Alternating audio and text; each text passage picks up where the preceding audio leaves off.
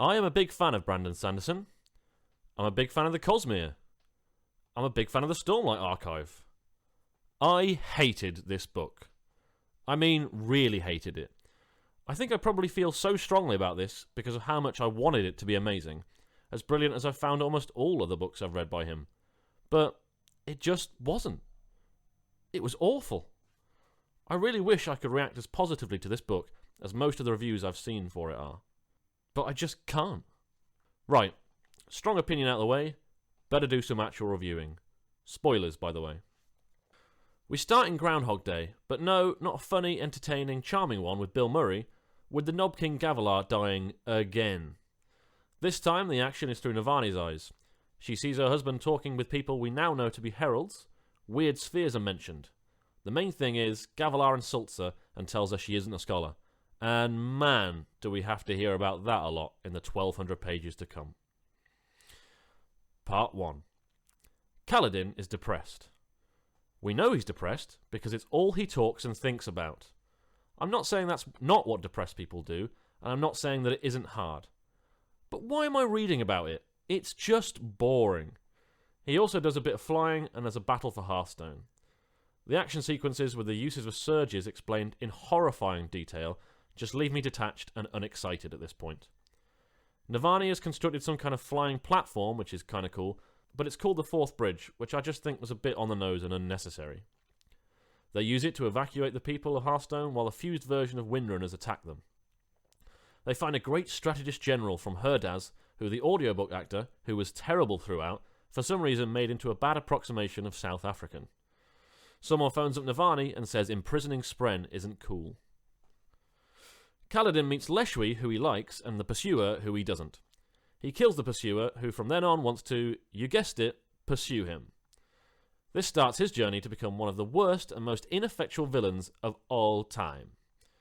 Kaladin also meets Moash, who wants him to kill himself, which isn't very nice. Dalinar tells him he can't fight anymore due to massive PTSD, which is fair enough. Shallan is unfortunately still alive and is being Shallan, or Veil, or Radiant, in the war camps.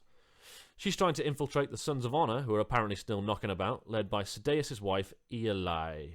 I don't know if I'm saying any of these names right, by the way. I probably aren't. Someone kills Ialai, and it's obviously one of Shallan's personalities, but that's apparently a secret that we have to wait 1,000 pages to be revealed. She continues with monologues along the lines of, no one would like the real me, and is generally annoying and pathetic. Venli is in Kholinar and is serving Leshwi. We see a bit of Fuse Society. It's sort of weird. Raboniel is introduced as a crazy scientist who nearly killed everyone once with a bioweapon. So, most of the humans get back to Uruthuru, and about halfway through part 1, the bigwigs have a meeting and discuss where the war effort's going to go. They decide on Emul. Dalinar and Jasnar are going to go. More plot is needed for the others, so the concept of a lack of radiance is introduced. Adolin and Shallan are sent to Shadesmar, Joy of Joys, to convince the Honor-Spren to form more bonds. This works for Shallan, who has been told by Mraize, her Ghostblood handler, to go there to take down the Sons of Honor leader Rastares. The world's worst fellowship is assembled.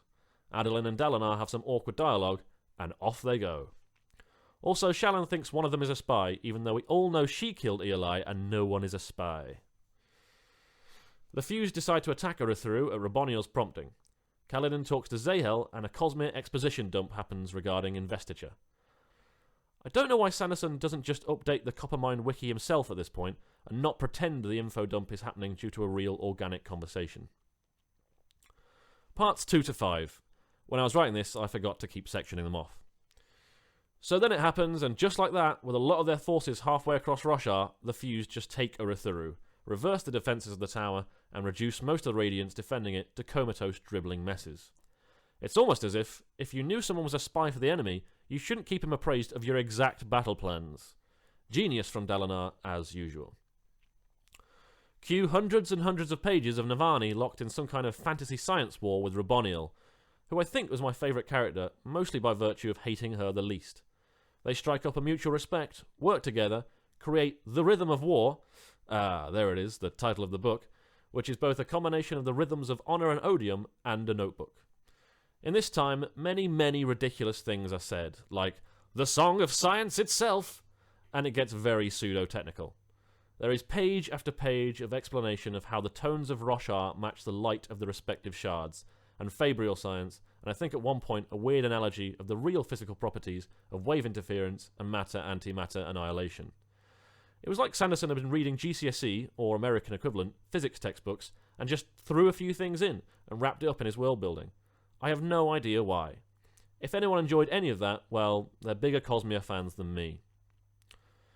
Just writing that has made me recall the horror-filled minutes of my life listening to the explanation for the lateral and vertical movements of the bloody platform via fabrology that nobody asked for.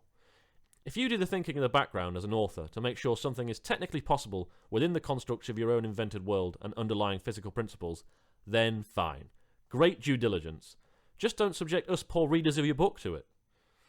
There is an underlying theme here, which is that this book was massively under-edited. There's no way it needed to be as long as it is. Authors should never stop listening to their editor, and I'm not having it that they were 100% happy with the content of this absolute tome. Anyway, all of this comes to an end. I can't call it a conclusion, a climax, or a crescendo, as it had the feel of none of these, when Navani bonds with the sibling, the Spren at the heart of the tower. The sibling is massively annoying throughout, and Navani, who consistently still doesn't see anyone's point when they say the Light Eyes and people like her were terrible to the under classes when in power, and is pretty much just still a bigot, deserve each other. This magically reverses everything that went wrong.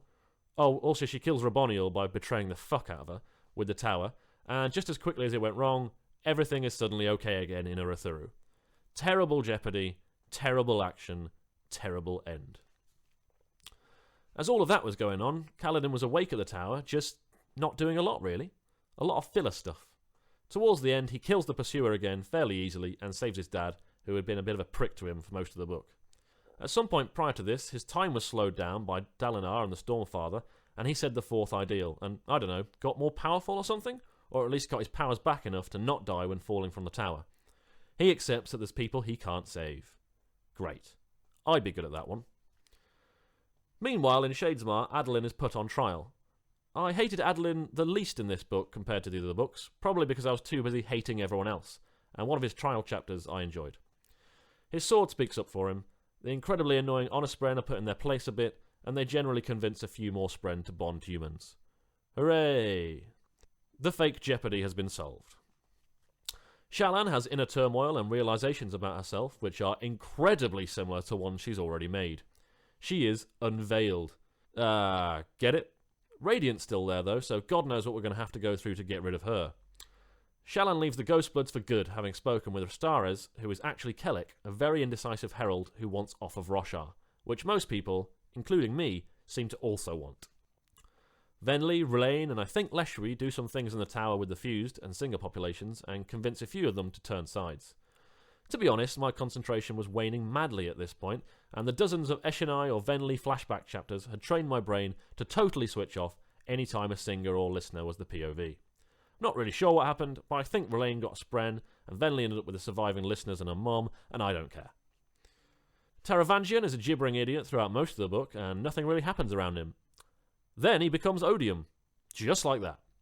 He arranges a situation with Seth, who I used to like, but now not so much, Nightblood and Raze, Odium's person thing, and yeah, becomes a god shard thing. Probably the most interesting part of the whole book is the very end, where Taravangian has some thoughts as the new Odium while talking to Cultivation, and also when he appears to Hoyd and steals some of his memories. That actually had intrigue, and it was the last bit of the whole 1200 pages. Ugh. Jasna isn't really in the book at all, which is a shame because I like her character. She manipulates a bloke into allowing her to exile him, she talks about how she prefers thinking with people to sex, which was a bit odd, and tries out military leadership for absolutely no reason. She also advances theories on government which are getting closer to modern democracies. Oh yeah, and Teft dies. That should have had more impact, but I just didn't care by that point. It's too long and too rubbish. Overall, I'd say nothing consequential occurs in this whole book except at the very end, which is done in about 5 minutes. There is way, way too much discussion of mental health. I don't know if this is cynical point scoring by the author, as so many people have mental health issues, and this is an easy way to get them on side, or whether he's one of those terrible, genuine people who want to discuss it, but I've totally had enough of it. Depression, anxiety, PTSD, split personality disorder, crabs, addiction, this book has it all. Well, maybe not crabs, and that might not actually be a mental health issue. But God, do we need to hear about it this much? I get that people have these issues, but I don't know about anyone else, but I read fantasy for escapism, not to hear more about how rubbish someone is feeling. I could get that by talking to my family. It is boring. Really boring. And kind of a downer. That's just my opinion, and I know that I'm a prat.